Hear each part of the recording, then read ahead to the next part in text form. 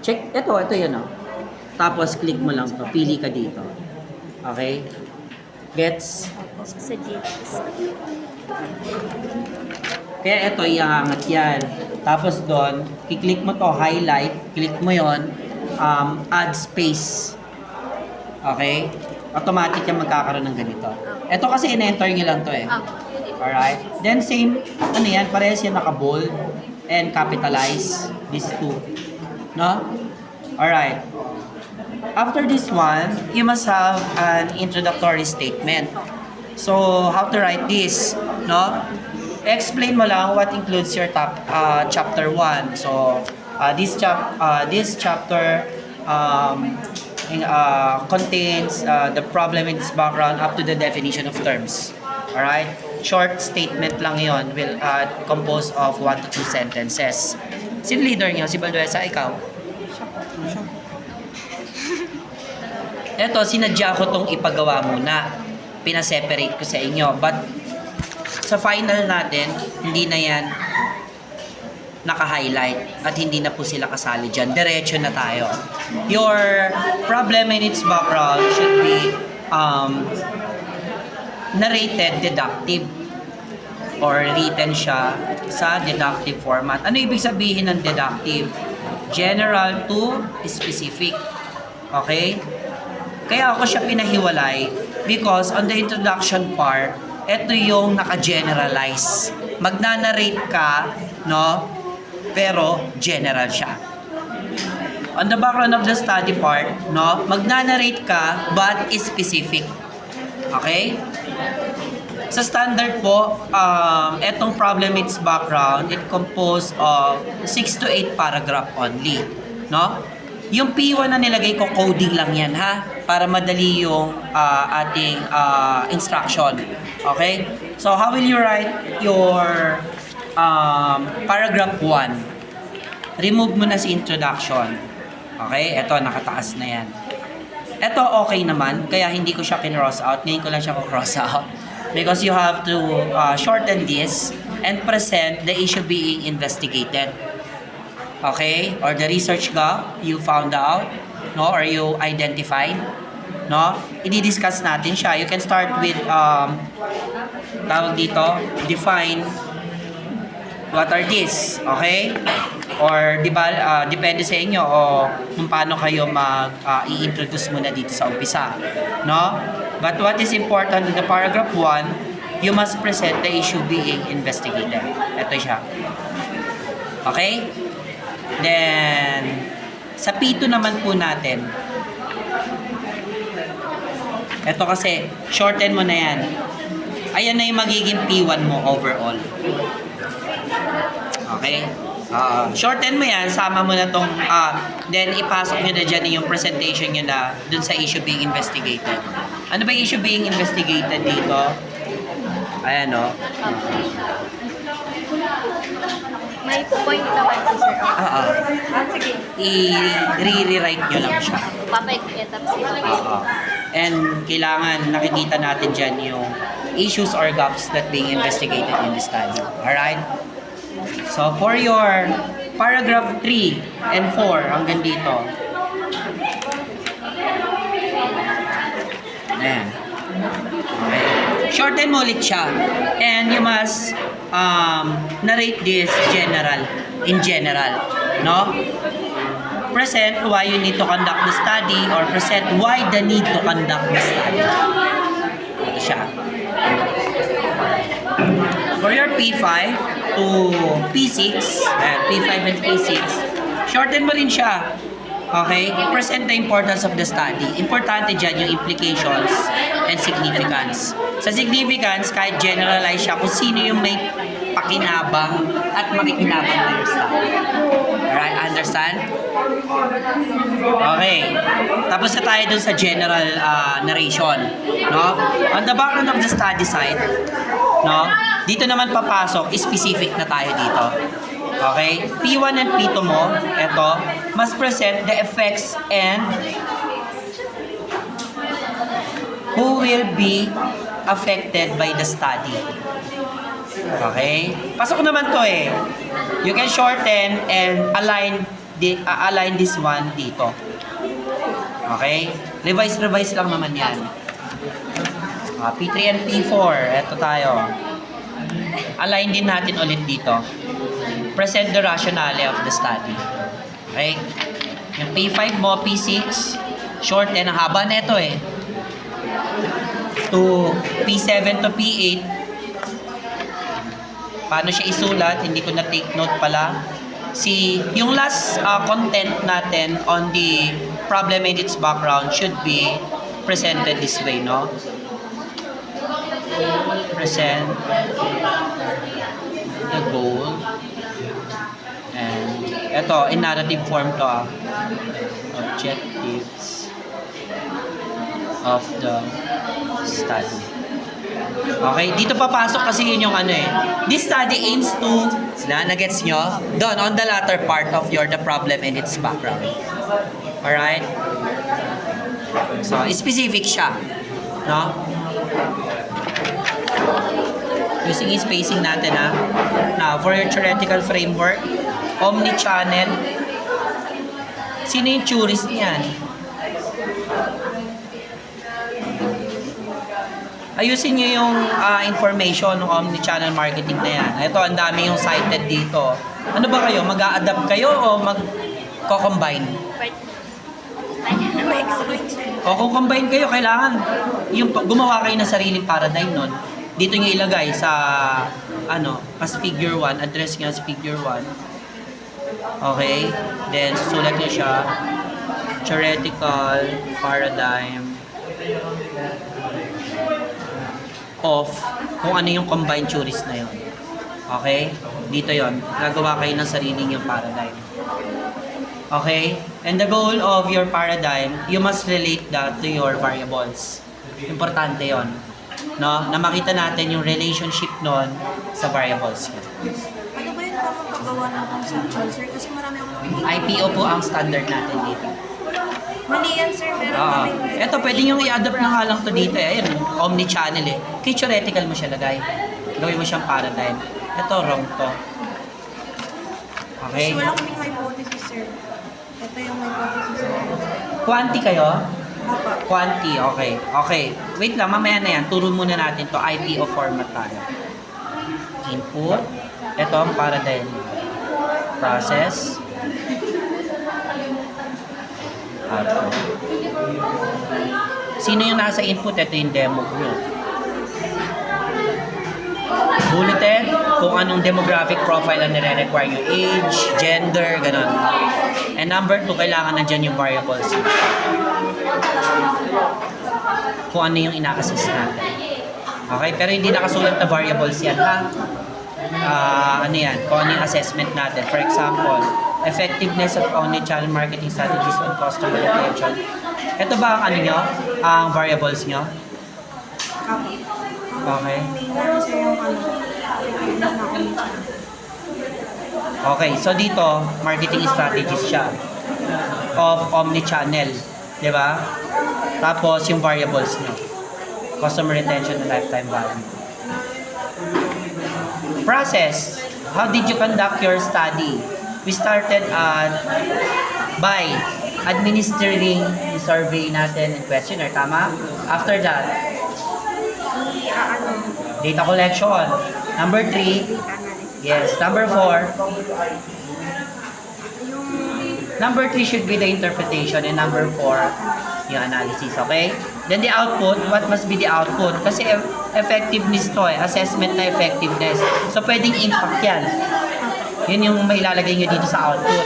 Pero, didepende muna natin yan to your statement of the problem. Wrong to. How to form a general problem. Okay? Convert nyo lang si title nyo into question form. Yun na yung general problem. Yun yung ipapalit nyo dito. Then, after that, it specifically answers the following. Okay? Yung stated nyo na SOP. Ano bang, wala pa kayong SOP, oh? Sir, meron ako. Papacheck ko sa namin. O sige nga, tingnan natin kung alam. Kinonect namin siya dun sa concept papers na binitreatment namin. Dapat connected siya with the theory sa theoretical framework na identified nyo or sa title. Tingnan natin kung pasok. Reload ka.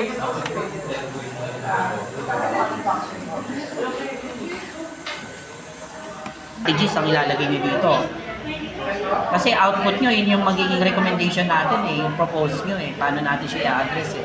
So, in general, so kung marketing strategy sa magiging output nyo, yun yung magiging, ay, dapat nakalagay dito. Tanggal yan. Hindi yan kasama, ito mali ito. Okay, ito ayusin nyo na lang, tinuro ko na kanina, di ba? Ito, X yan. Ano bang variables? Ba't may variables dito na dalawa? Based on your title, ang pwedeng value. Ito yung mini-measure nyo eh. Customer retention and lifetime value. Unless, bibigyan mo siya ng metrics on how to measure this one. Magiging variables mo. Kaso dadami. Dalawa yan, no? Kung ito yung gusto mong i-address, ito yung gawan mo ng SOP, paano mo siya i-measure. Gawan mo rin to ng SOP, paano mo siya i-measure. So sa question, SOP number 2, SOP number 3. Kasi SOP number 1 nyo should be the demographic profile of the respondents. The number 2 question, kailangan i-address mo to. Number 3, kailangan i-address mo to. Number 4, address natin what will be the output ng inyong study. Kung marketing strategy yung mapopropose, yung marketing strategy mo dito. Okay? So yung ano ba sa hypothesis mo? Madali lang ang hypothesis. Ang hypothesis null lang po ang nire-require ko, hindi ako nagpapagawa ng alternative. Kasi ang goal natin, bakit naka-null, ang approach ng paper natin, we wanted a positive output. So, para hindi siya maging bias, kailangan yung hypothesis natin null. Negative. Okay? Bali, uulitin lang po namin yung SOP. Draft nyo to ha, tapos pa-check nyo sa akin to ha. Ito sir yung SOP na ba, diba? Ito, draft nyo to. How effective omnichannel strategies?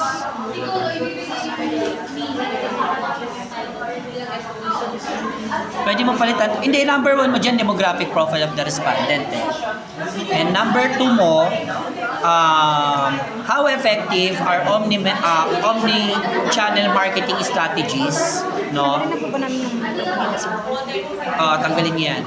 How effective are omni-channel marketing strategies in terms of na lang kayo, customer retention and lifetime value. Para yun yung variables nyo, fix na kayo doon. Okay? Tanggalin niyo yun.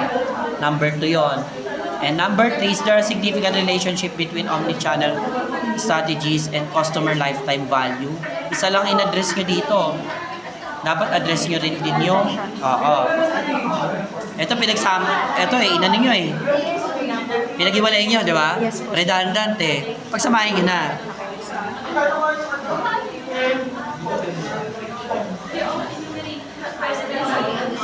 Kasi ang goal na lang natin di purchasing. Open up yan.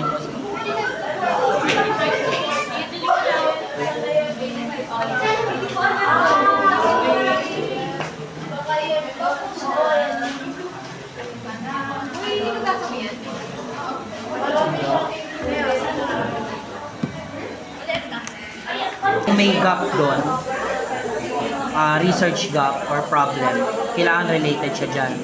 Why this, why the need to conduct study specifically to this domain or area? Also, kailangan din po ba mabanggit yung variable yung kanina, pag-isay naman po namin yung question. Oo, i-relate mo siya doon pag-isa.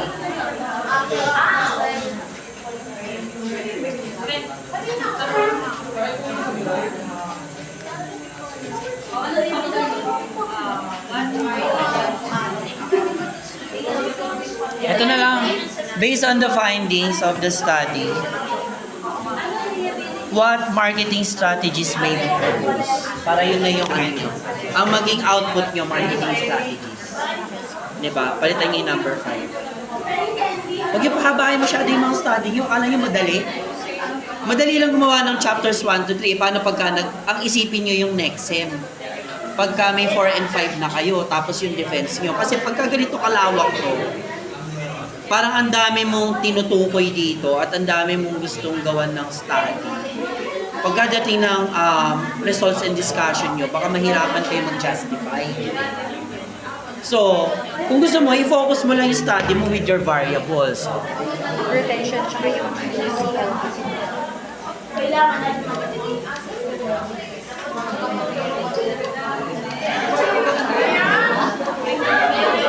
Okay?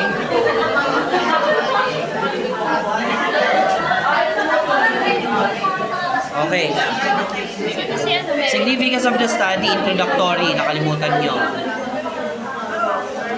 Ang i-discuss ko lang dito, ano bang usually introductory statement dito?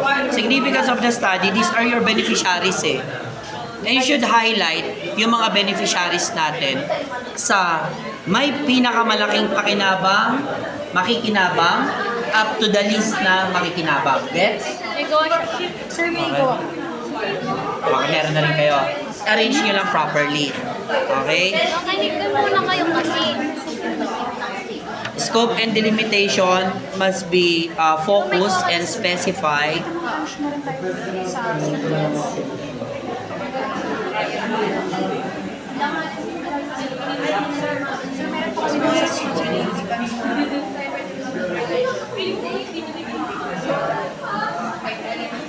Da yan, da. Da. Okay? Tapos wag kayong gagamit ng N kasi pagbibintangan kayo yung generated to or copy-paste. Okay? Magkaiba po ang business owners sa marketers eh. Magkaiba sila ng benefits. Eh sa inyo, generalize yan. Okay? Kailangan specific kung ano yung possible benefits nila with your study. No? Pero tama yan. Pero nakadayan. Huwag kayong gumamit ng for. The industry, stakeholders, and officials. Okay? Ito, scope and delimitation, revise nyo lang. Ito yung mahalagang naka-highlights dyan. Yung respondents, local, and rationale of the study. Okay? Introductory nyo again.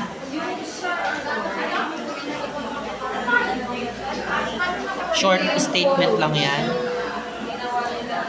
Okay? Ito hindi ganyan ang pagsulat niyan. Ganito ang format po niyan. May ano, sir. Sa may gulit. Sa gitna. Dash? Dash ba yan? Bagay Pero kasi ng- kino-correct po kasi ni Grammarly, sir. Tinatanggal niya yung dash. May dash po kasi. ba't kasi kaka-copy-paste mo yung galing kay Grammarly? Saka may tanong din po kami dun, sir. Ano sir, pag ano po, pag tinatry po namin i-generate yung, for example, po i-correct yung mga word na pinambay, ay pag Diba sabi mo po kasi, sir, I-retype nyo. i-kill bolt namin, tapos saka namin siya i-give. Pagka nag-rephrase kayo, pagka nilipat nyo dito, ayusin yung arrangement. ayun nga, Diba, tapos pagtapos namin i-Grammarly, sir, AI detector po namin. yung Nade-detect na may AI search. 100%. So, ano po ba, gagamit pa po ba kami ng grammar or Kapag pinapasok po dun sa Grammarly, automatic po nag-AI. Nadidetect? Yes, po. Kasi tinry po namin na nung maayos po na kami lang po nagkaka. Tapos parang inayos lang po ng sa konting Grammarly. word. Nag-AI po. Pero kapag hindi naman po nilagay sa Grammarly, hindi naman po nag-AI. Eh di i-reconstruct nyo na lang dito, retype. Ayaw mag-load. Pero eto, nakapasok yun dito, no? Okay? Sa loob, tapos nakadash lang siya. And indent. Do not forget yung indent. Yung indent nyo, space lang eh. Tab po pag mag-i-indent tayo. Huwag space. Tab. Pindutin yung tab. Sensor nakapasok. Eto, nandito yan. Okay, tapos may dash. Okay, pero naka-highlight pa rin siya. Kailangan lahat nung nasa title natin.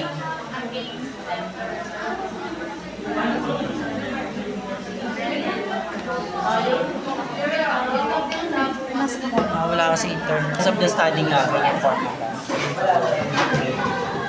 Ada.